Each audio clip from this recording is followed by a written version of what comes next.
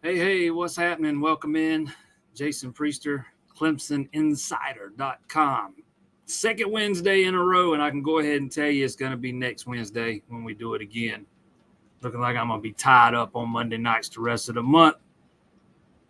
So plan on this being a Wednesday thing through the rest of the month. Take it wherever you want to go tonight. All you guys like recruiting, we can spend all night talking about that. Clemson baseball added a portal player. Guy that looks like he can probably fill that role of Alden Mathis, who was out of eligibility and was the leadoff hitter over the back half of the season. Dominic Listy, JUCO guy. Well, no, I take that back. He's not the JUCO guy. He's from Indiana State, actually. He hit 324 last year. Scored 57 runs. I forgot how many steals he had. I think he had a bunch of steals. 464 on base percentage. Only struck out 35 times in 59 games. Started off 59 games. Was hit by a pitch 25 times. That was kind of the number that really stuck out to me. Kid gets on base, man. Really gets on base. So we can talk a little bit about that, or we can go recruiting the whole way. Up to you. We'll go wherever you want to go. Ever since Clemson's been doing their big official visit weekend, this is the third year they've done it. June's been a very busy month. Those first 2 years, you'd have a couple of guys pop off. Maybe even three. In the days following that event, and then they'd kind of slowly come in over the next few weeks. Hasn't worked out that way this year. Only 2 commitments so far out of that deal. Grayson Littleton and Rowan Byrne, offensive lineman and a cornerback, 2 really good gets in my opinion. But, you're not seeing the commitments kind of come in at the same rate they have in the last 2 years since they've been doing this thing. And a lot of these guys, they just weren't ready to pull the trigger. It kind of is what it is. You got to let them take their visits, do their due diligence, whatever you want to call it, and let the chips fall where they may. Clemson loses out on a 2026 quarterback, Brady Hart. I know as soon as he camped at Clemson, the first week in June, he announces the offer a couple of days later. I know he went first with his offer, but in talking to both those guys, I think Tate Reynolds is actually the guy that was technically offered first. He just didn't announce his first. As soon as that offer gets announced by Brady Hart, you got one. You see all these predictions rolling in, projections or crystal balls or whatever we're calling them, which I thought was a little premature. And I know I told a couple people that, but turns out they were. He goes to Michigan this past weekend and popped off pretty quick. He's committed to Michigan. I know a lot. I know that based off some of the comments I've seen on Facebook and Twitter. I think it's got some fans in a frenzy. I don't even know that. Again, I think Tate Reynolds is the guy they offered first. I think he's, if you look at him, he kind of fits the mold of what I envisioned to be a Garrett Riley quarterback. He's 6'2", 6'3". He's a big kid. I think he's listed at 195 on on like can't talk tonight 24/7 and Rivals and On 3. But after seeing him in person, he's bigger than that now. He's a big muscular dude. When I think of Garrett Riley quarterbacks, or at least a couple of them over the years, Tate Reynolds kind of fits that mold. Brady Hart's a different kind of dude. He's 6'4". He's real wiry. He probably weighs 185 pounds, maybe 190 at the most right now.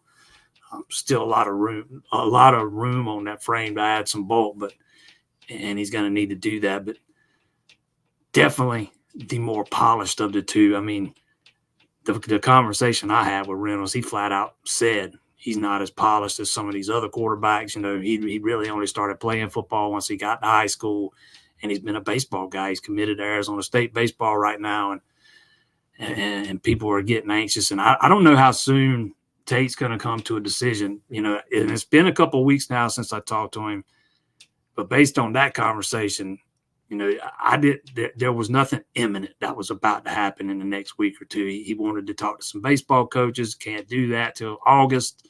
Can't talk to the Clemson coaches baseball until August. And he's definitely interested in playing both. He said at least during his freshman year, he'd like to at least play baseball for at least one season. So, I mean, I don't know that I'd get too worked up over missing on Hart, man, because with Reynolds being the guy they offered first, with Reynolds being the guy that was on campus for several days and, you know, really kind of had the red carpet rolled out for him, reading between the lines, to me, he's the guy that's more at the top of the board than Hart was, even though Hart's the more polished guy. I mean, heck, he led his team to a state title last year. You know, they saw a lot of things they liked in Tate Reynolds that day, and I think Clemson's still in pretty good shape with him. I think he went through for FSU, or he was planning to maybe, or somebody told me that. I didn't ever go and verify it anyways, but outside of that, I don't even think he has anything else planned for this summer as far as visits and camps and stuff. Wanted that Clemson offer, and he's got it.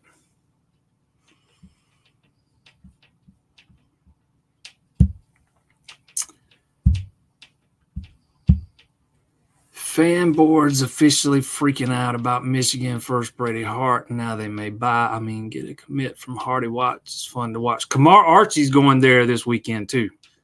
Linebacker target. He was the only linebacker target on hand for the big official visit weekend. Clemson did it that way on purpose.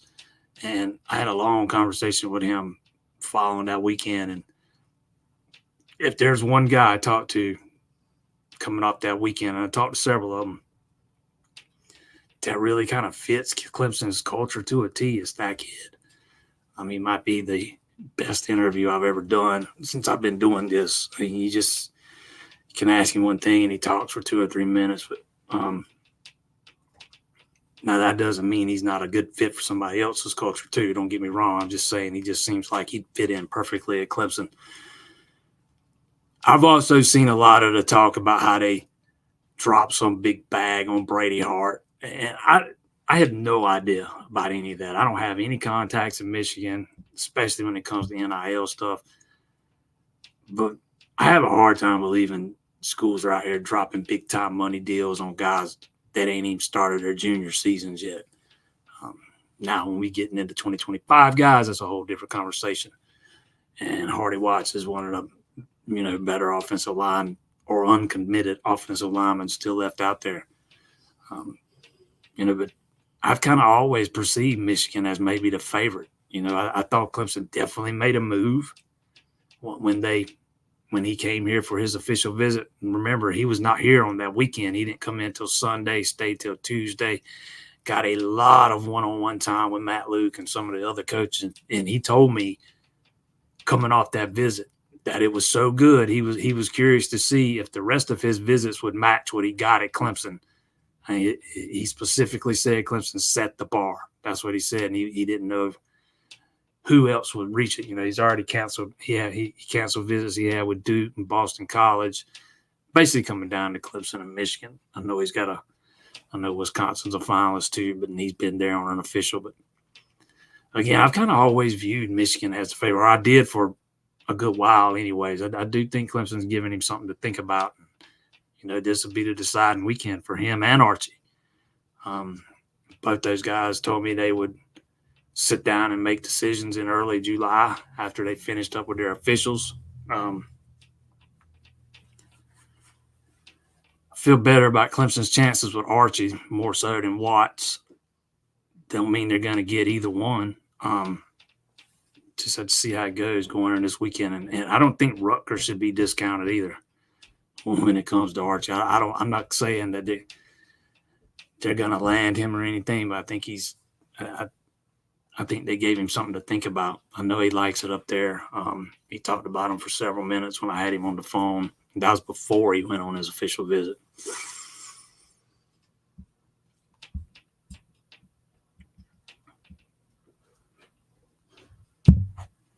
Cortez Mills canceled the Miami trip to go to LSU, not feeling good at all. I would worry about Oklahoma more so than anybody right now.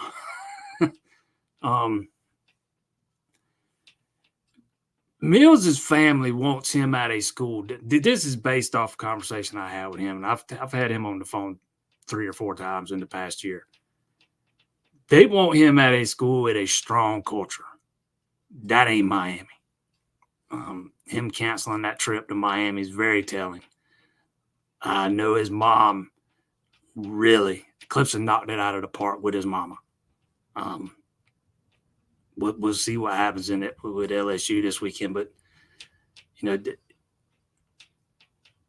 if they were to drop some big time money offer on him, something that he has a heart that they can't say no to, you might have something to worry about. But if they don't, and not all these kids are getting these big time money deals that everybody just assumes they are. If they don't, I still think Clemson's in good shape. It just depends on what happens up there this weekend. But don't discount Oklahoma, man. They made a move last weekend with him based off a couple of people I talked to the night before last. I know he had a good time up there. Brent Venables is trying to, build a similar culture there as compared to what Clemson has. So I know that visit resonated too, but I know the Clemson visit really resonated with Mama.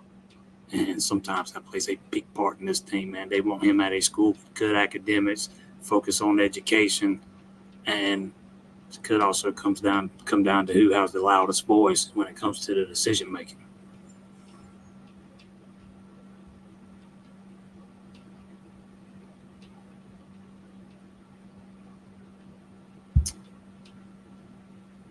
Does the staff take a linebacker if they miss on Archie? Yes. They've already offered a couple more over the past few weeks. I have to go back and look what their names were. I forget them off the top of my head. But, yeah, they've already got some backup options in place.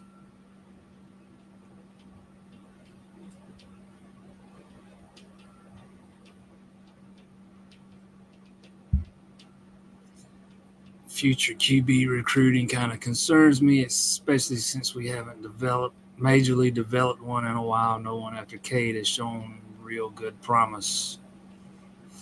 There's only been one so far after Cade, and that's Vizina, and he redshirted last year. So I don't know if it's fair to say he's not shown any promise. The kid was extremely raw coming out of high school. I know I'm not talking about you specifically, but I know a lot of fans had big time expectations of Vizina coming out of high school. I saw so many people talking about how he could possibly beat out Cade, last year going into the spring. That was never a possibility. He was just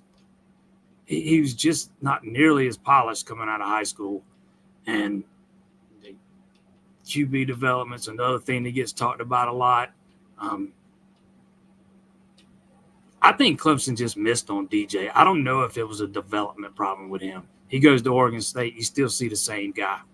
I think it's absurd to say Deshaun Watson wasn't any better when he left Clemson than when he arrived. Trevor Lawrence is a different story. I don't know how much, I think he grew some as a quarterback, not a ton, but I also don't know how much of the blame lies with Clemson there either, because they weren't the only ones coaching him. So, and your QB coach has only been there 1 year. He's had 1 year to work with Klubnik. This is a big year for both those guys. When you in a landscape where it's almost impossible to stack quarterback talent now unless you're paying them all big money. when you miss on one, you're going to feel it. And you're going to feel it for a little while. And especially when you miss on one that was supposed to be as good as Uyunglele. It is what it is. That's going to have a ripple effect, and you're going to feel it, especially in a sport that's driven by QB play.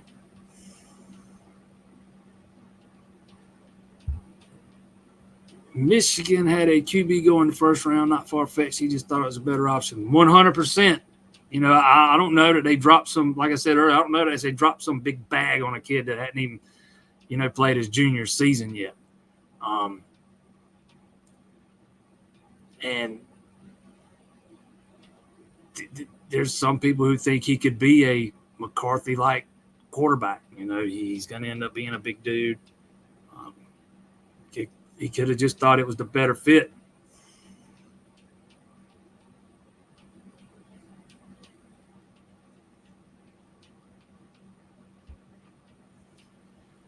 Do you think the days of getting a Lawrence or Watson just by selling culture is over for Dabo? Seems like most top 10 have been harder than that. Last 2 or 3 classes.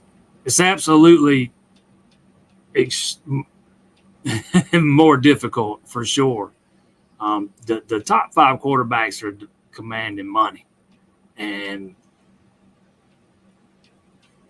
there's a handful of them that are going to get big money deals. Probably not as big as some of what's being reported, but big nonetheless. And Clemson just don't have that kind of money. Even if they did, Dabo's not giving it to somebody to sign. So it goes back to your evaluations, and it makes the pool of guys from which you get to recruit from that much more smaller. If you look at the number of offers in 2025, they're down dramatically when you look at the number of offers in 2022 or 2021. Because with NIL and stuff, I just don't think there are as many – you don't have as many guys as you can target because they're just kind of – a lot of those guys are, they want the money. And Clemson's not offering it.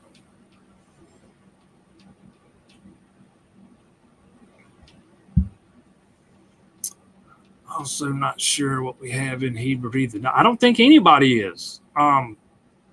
He missed his entire junior season outside of a little bit of the first game. Got hurt, and then he didn't play again. Doesn't play against the best competition. He's at a new high school this year, and the competition will be a little bit better, but it's not what you'd see in the Southeast or in Texas or, somewhere else. I watched him work out at camp last summer. I thought he was pretty impressive, but that's a camp. It's drills and throwing, not throwing against any defense or anything. So it's a whole different ballgame. We ain't going to know about – hopefully Hebert can have a solid season, stay healthy, and then you'll know a little bit more about him. But I don't know how much you're going to really know about him until he gets here.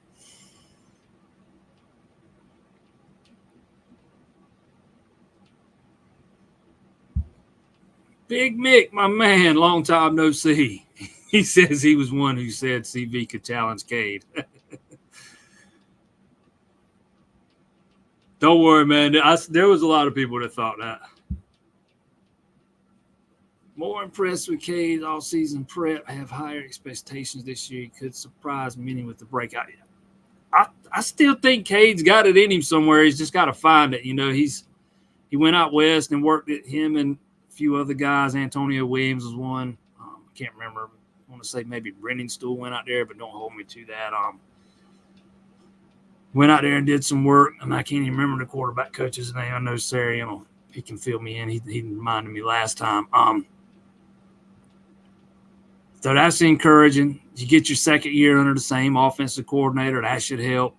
Matt Luke being here should help with the pass protection. So you've done things. So there are things happening around him that should help stabilize the situation. Now he's got to take his next step. And I still think he's got it in him. He's got to go out and do it. it's still hard to believe the guy we watched for much of last season is the same guy I watched him playing, there at Westlake. Jordan Palmer, yeah, that's it.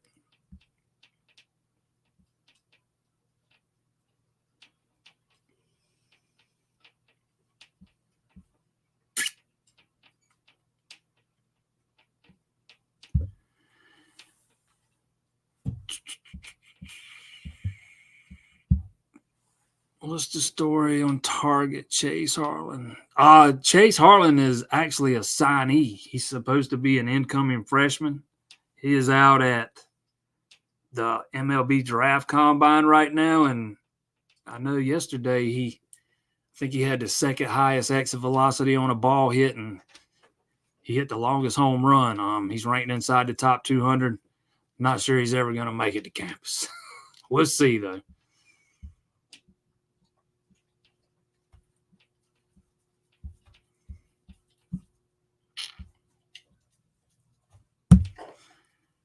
Any update on portal players for Backus? No. I do not have any updates on any portal players outside of what I put on the site last week. Just not something I'm going to talk about unless the player tells me himself. I think a lot of that stuff they'd rather be done under the radar. So unless the player tells me himself, that ain't something I'm going to start broadcasting.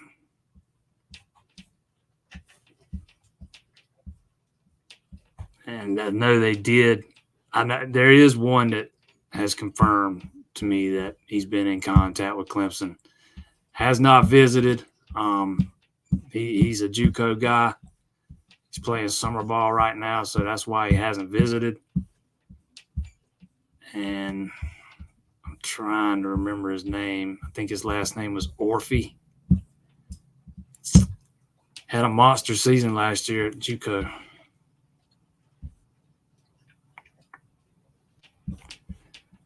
But I do not remember all the numbers, and I do not have them right here in front of me. Thought I did, but I don't. My mind just is not what it used to be.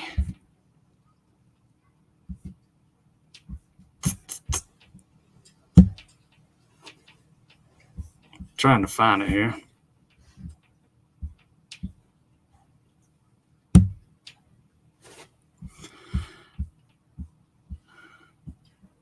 Here we go. Luke Orphy. That's his name. Played at Georgia Highlands College last year at 438, 16 home runs, 66 RBIs. Stole 56 bases. Be another good guy to have in the top of the lineup.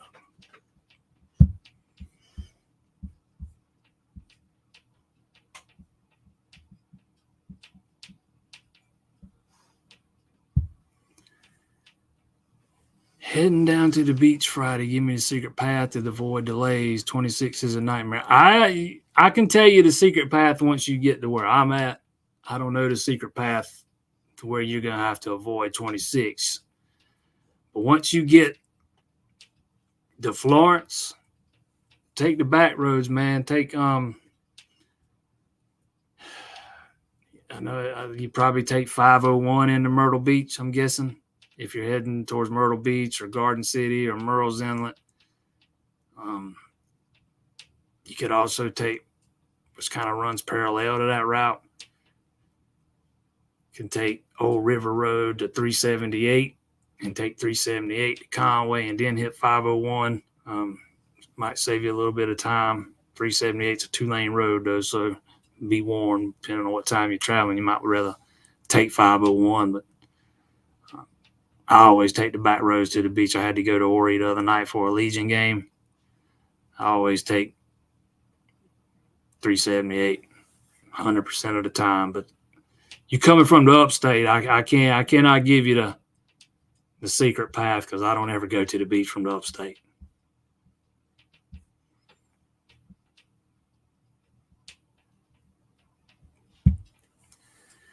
think we have a different conversation about Cade if the offense as a whole doesn't rank dead last in turnovers.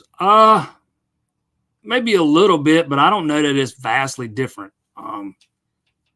Yeah, there was – he had some boneheaded mistakes there, particularly over the first half of the season. But you take those things out, and, he there were times where he still locks on one receiver. There was one game where I still think they were only giving him one read, and if it wasn't there, hit the check down. There will still be things to be critical of. You take the turnovers out of it, I would still say he is not nearly as far along as I thought he would be, at this point in time.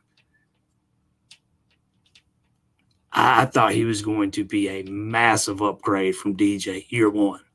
And he wasn't, man. The offense, despite being, different in a lot of ways, produced similar results, which makes it appear similar. And I think a lot of that was on him. And some of it was turnovers, but I don't think all of it was.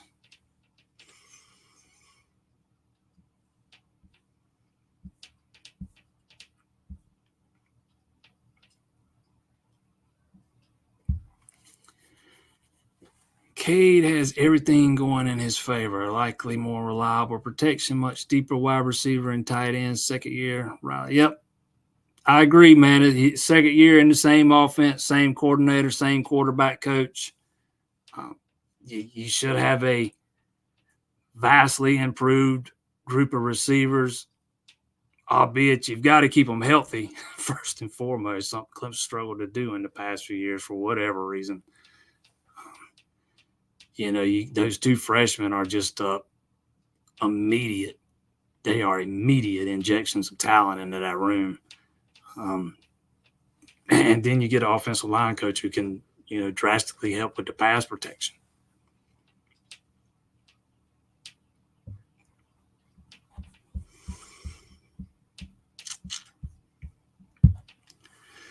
Sounds like we are in a world of hurt and recruiting, losing kids left and right to other schools with NIL. Yeah, they're hurting so bad they got a top 5 class right now. Williams, Randall Brown, Troy Moore, Wesco Tink, Turner Ronan, and a couple more that are escaping my mind. How you see snap counts going? That's hard to imagine at this point. I would be surprised if TJ Moore is not playing and playing a lot. We'll see about Wesco because he still needs to add a little weight. I'm gonna be very curious to see what he weighs come the big weigh-in here in a few weeks. You can definitely tell he's put on a little, but I don't know how much. He still looks, after seeing him a couple of weeks ago, he's still a little thin. Let's put it that way. So I don't know that he's going to be a guy that you can rely on every down, just from a physical standpoint. How much Randall plays might be up to him. As far as, Antonio and Tyler, that's another interesting aspect, how they get both those guys on the field, how often both of them are on the field together. Turner kind of gets forgotten about because he was out all last season. It'll be interesting. It's going to be interesting to see how they, roll those guys out there, what the rotation is, and a lot of that's going to depend on those guys and how they produce.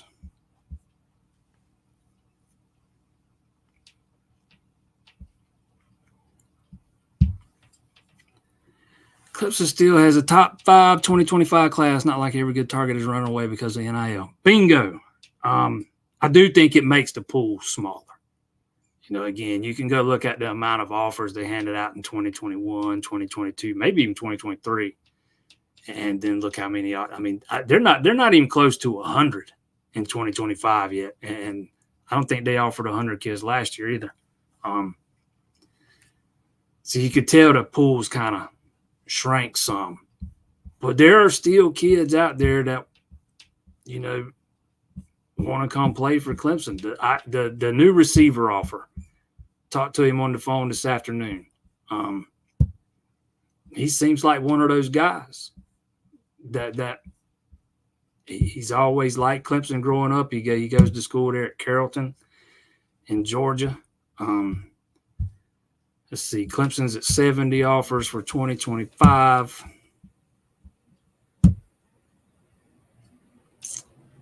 They only offered 70 in 2024.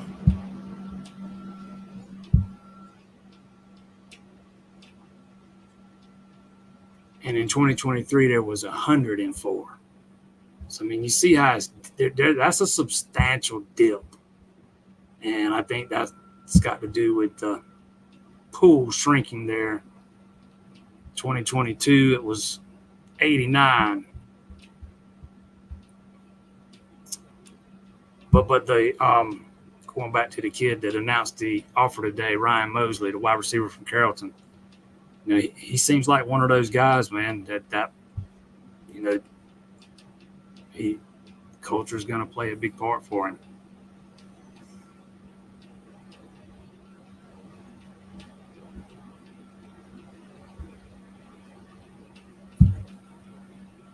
Recruitment hosting potential port. I have no idea. I didn't cover a softball game all year. I imagine that'll change next year, but I am not. I really don't. I'm not very plugged into the softball program, so I don't know what they're doing from portal standpoint. I know they've got some gals to replace off that team this year, but as far as portal targets go, yeah, I don't know any right now.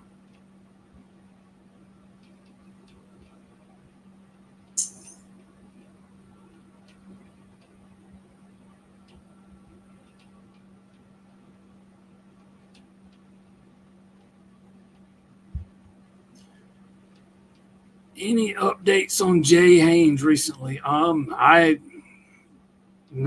Last thing I've heard about Jay Haynes is what Dabo Sweeney said about him there late in the spring. That he was going to be a guy that they were going to need to be healthy this year, and they were hoping he was going to be able to stay that way. As far as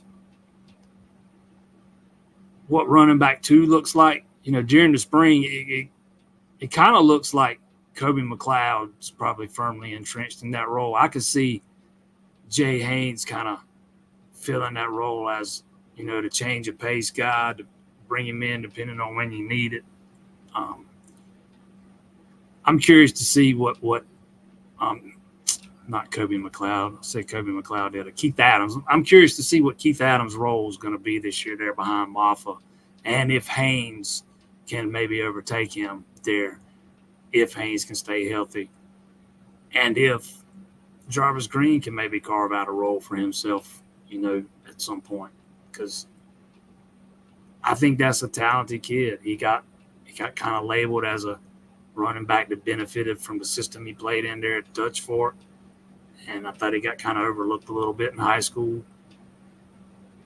and he's probably a good bit better than what he was given credit for coming out of high school.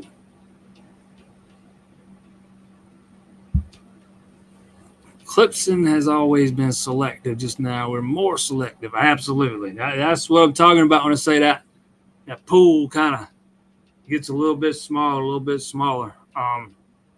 You know, I remember I was on the radio here a couple of years ago when NIL was first starting out, and somebody asked me how bad it was going to hurt Clemson with NIL and stuff, and I remember saying it's absolutely going to have an impact. But I said at the time, I still believe there will be enough players that are still interested in coming to Clemson, because a lot of people assume that, you know, just because Clemson's not getting into bidding wars and they're not going to pay a guy just to sign, that automatically means that they're not getting anything. Which that ain't true. You know, Clemson's had some players come through here the last couple of years and make some pretty good money. You know, football players make some pretty good money. You just got to come in and earn it. And don't get me wrong, that's not all coming from the collective or anything. You know, that's total, all NIL deals included. I don't know that Clemson's collective can afford to pay anybody 7 figures because I think they're struggling to raise money. I think some of that's self-inflicted, but that's a different conversation for a different day. Um, but yeah, you know, there's money to be made at Clemson if you come in and earn it. Maybe not life-changing money for most of those guys, but decent amounts if you come in and earn it. And they'll that's just you just got to come earn it.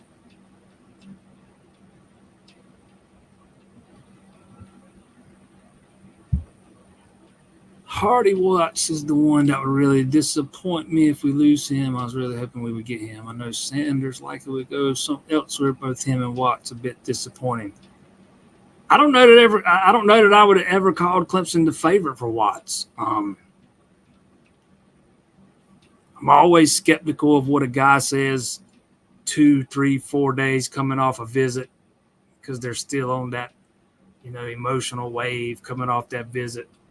Although I do believe, what Hardy Watts told me about his official visit at Clemson, he said it set the bar, and he was going to be interested to see if anybody else could reach that bar. And if there's one school out there that can do it, I think it's Michigan. I think he's got some ties over there, if I'm remembering right. He's from up north. He's from Massachusetts, right? It's not like he's a Southeast kid. I just don't know that I've ever considered Clemson the favorite to land him. So, I mean, if he ends up in Michigan, I don't know that Clemson lost him.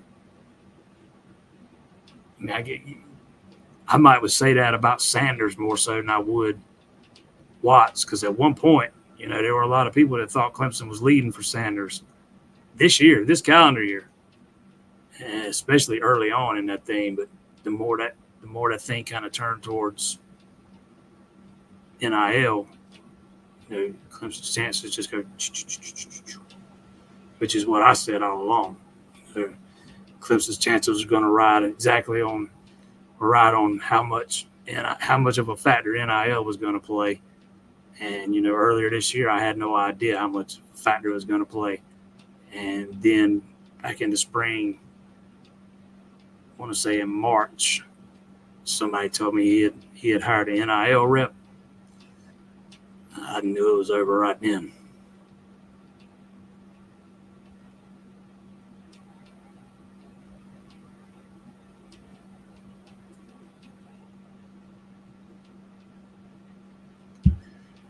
Does Clemson have a real chance with Donovan Murph?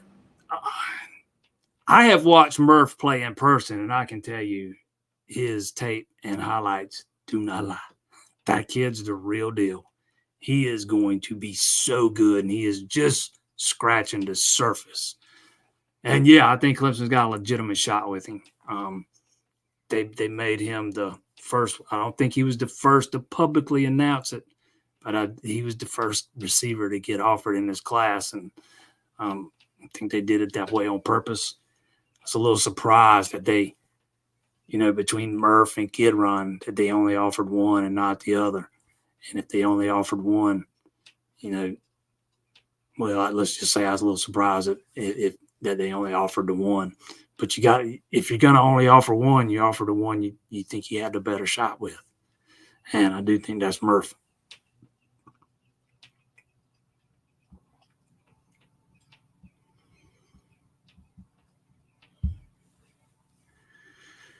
Worried about offensive line. Do we have a left tackle? We tried several guys who couldn't hold down a job. What about center? They are comfortable with what they had at center. I know they seriously considered, or seriously talked about, trying to add a center through the portal. And then after they got through the spring, they were satisfied with what they had in Linthicum and Sewell. Linthicum's been there a while. He's been patient, waiting on that job. I don't know that he's going to be able to hold off the young fella, though, man. I think Sewell's got a lot of upside. It would not shock me at all to see him win that job, and probably sooner rather than later. There were some things.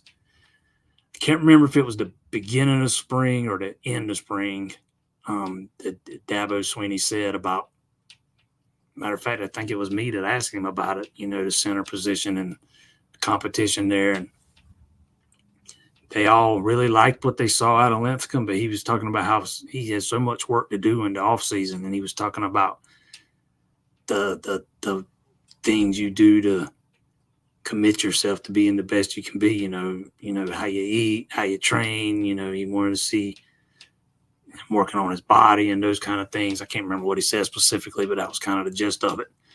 And I thought that was very telling. Center's the most important position on the line to me. If you don't have center lockdown, you're going to have big time issues. And then obviously after that is with a right-handed quarterback is left tackle. You got to protect the quarterback's blind side. And, I think a lot of people over there in that building were worried about the offensive line. I think that's a big part of why you got a new offensive line coach. And this time, Dabo goes out and hires the best he can get in Matt Luke. It's too early to give up on Tristan Lee over there at tackle. I know he had some rough spots last year. Let's see what he does under the tutelage of Matt Luke. That kid was one of the top tackles in the country coming out of high school. I'm very interested to see, or I'm very curious to see how he progresses, under this new coach.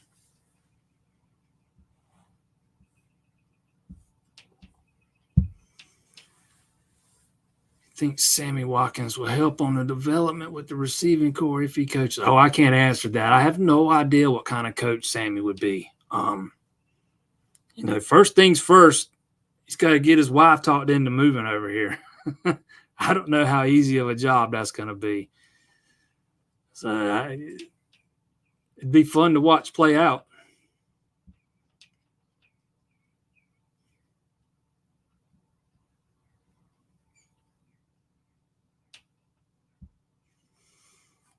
Old heads hate NIL. They didn't switch funds from Iptake. Yeah, the Clemson, especially when you look at the baseball side, man, it's an older fan base. People are set in their ways. But I don't think that's the only problem. And I'm not diving into that here. Let's just say I think the messaging, the way NIL is talked about, could be done in a much better way to help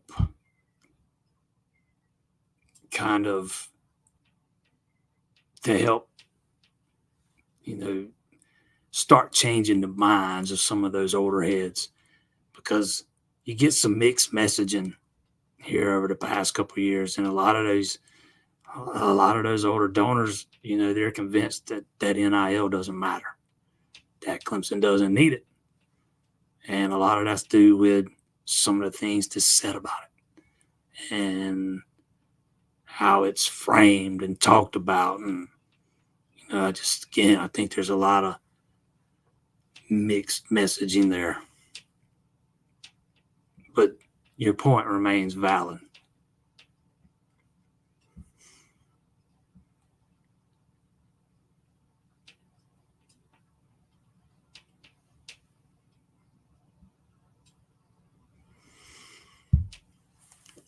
Would the ACC be able to compete with the Big Ten and SEC if they sell their naming rights? I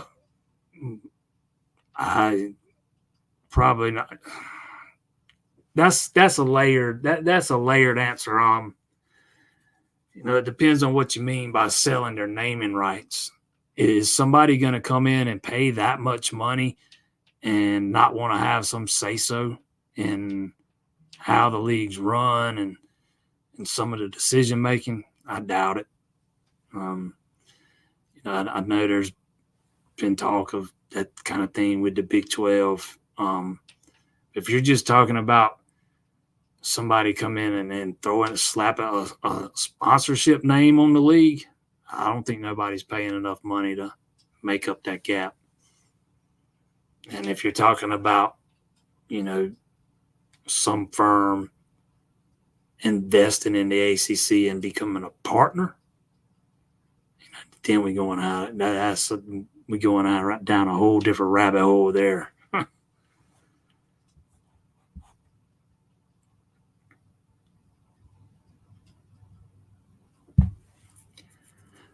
Offensive lineman you think might have the biggest year with Luke on board. I've seen a few choose Tate. Not that he's been bad, just because I had the biggest bump. I could see it being Tate. If I had just right off the top of my head, I'm going with Tristan Lee. I think you're going to see a world difference in him with Matt Luke being the coach.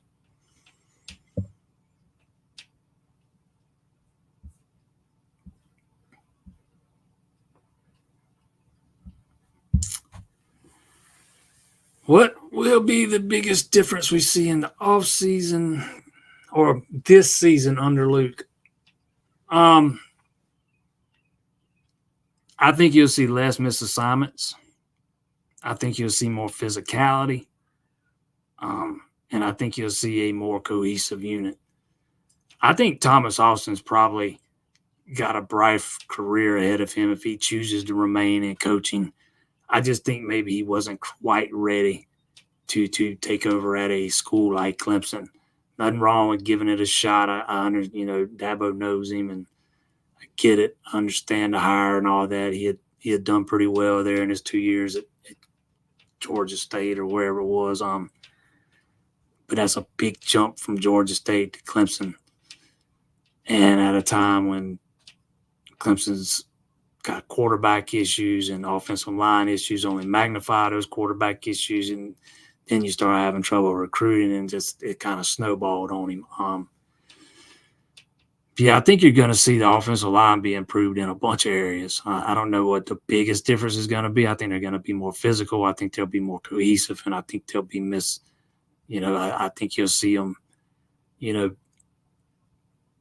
be better when it comes to technique and stuff. I just think I think the biggest difference is going to be across the board, everything. I know one of the biggest things for me, and I'm not an offensive line evaluator. I say that here all the time, so let me say it again. I'm not an offensive line evaluator by any stretch. Well, one thing I noticed last year is when Garrett Riley would call something to call for, one of those guys to get out there and pull, they were very slow to respond. I don't know if that's because they weren't taken to the coaching, or maybe those guys aren't athletic enough to do it. I guess we'll see this year. And you notice, I think it was starting with the Notre Dame game, they kind of went away from that stuff, man, and went strictly back to helmet on a helmet and zone blocking type stuff. I think you're going to see – I'm not saying Clemson's offensive line is going to go from less than mediocre to elite in 1 year, but I do think they're going to be markedly improved in 2024.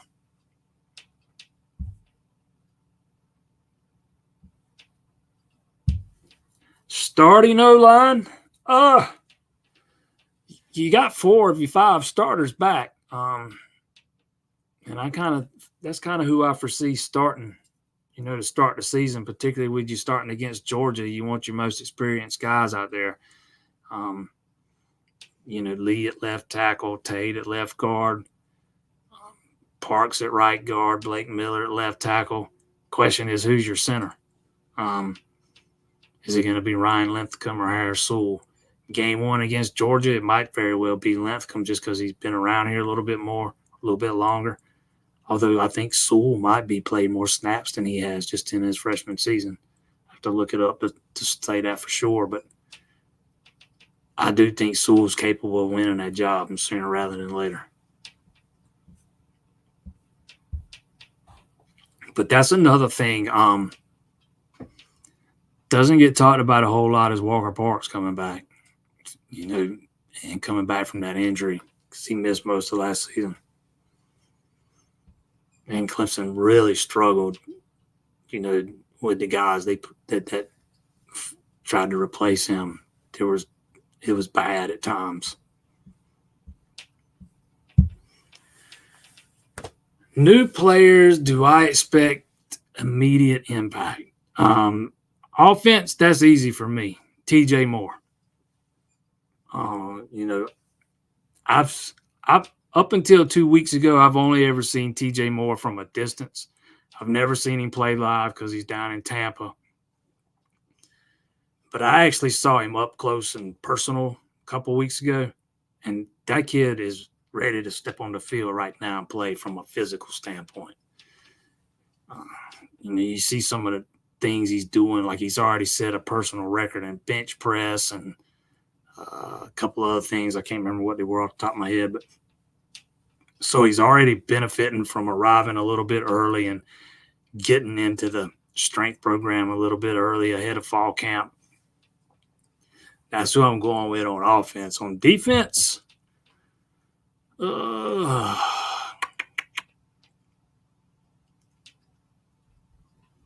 not sure.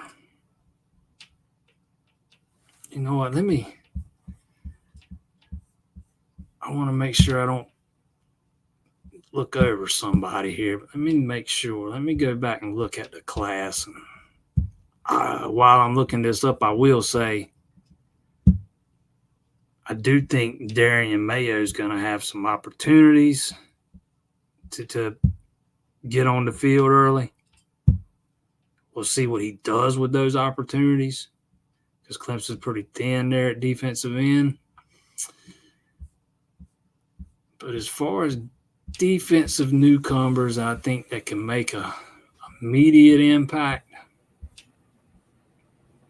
I might go with one of those two corners, Corey and Gibson or Tavoy Fegan, because I know Gibson was ranked a lot higher than Fegan was, at least with most of the services. But I think both of those guys have a bunch of upside, and Mike Reed he'll run a freshman quarter out there in a quick minute. He's not scared of it.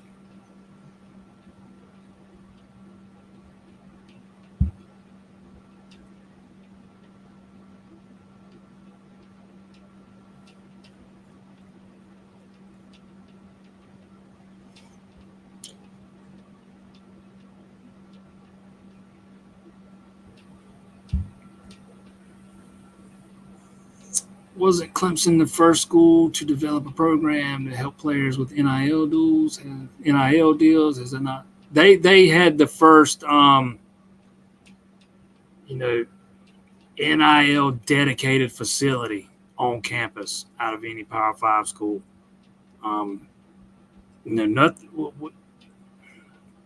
You got to remember now, Dabo doesn't get into bidding wars. I know a guy who was heavily involved with one of the collectives at a Power 5 school. It's not Clemson. But he says it's gotten to a point now where kids don't even, kids that you're showing interest in or you've put it out there you're interested in, they don't even call the coaches no more. The first call they make to the collective on how much they're going to get paid. And if somebody does that at Clemson, they're not going to hear back from Clemson again. If you're coming out there with your hand out and first thing you do is asking how much money you're going to make, that's the guy the staff's going to pass on. They want somebody that's going to be there, somebody that is looking for other things to go along with the money. I don't think Dabo holds any ill will towards any kids looking for money. I just think that he doesn't want to be that. He doesn't want it to be the only thing they're looking for, the thing they're looking for first and foremost. He wants them to show they'll come in and earn it. But anyways, back to your point. I don't know how much has helped because the biggest thing that helps is full coffers. And I don't think Clemson's are very full. Even if you got plenty of money to work with, again, Dabo's not using it to sign players. You got to get there and earn it. And there's a lot of kids this day and age, if they got a choice between taking it guaranteed just by signing it or having to go over here and work to get it, a lot of these kids today is going to take the guaranteed just for signing. me, that's the biggest thing.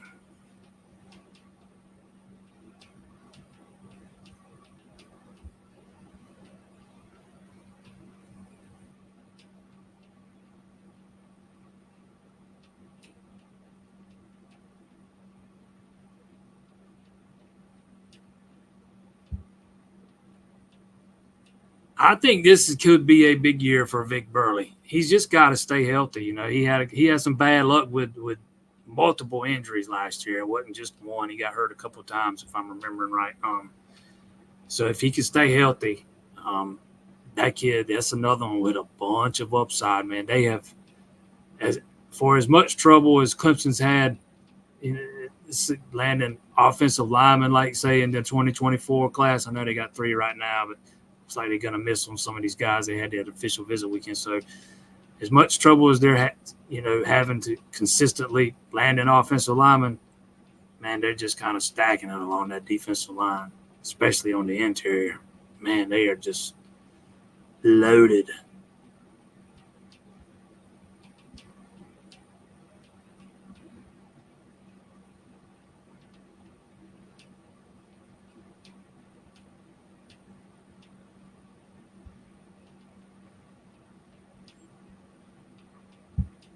And does Corey and Foley get cleared from the ACL? I imagine he'll be cleared and good to go when fall camp gets here in a few weeks. That would be my guess.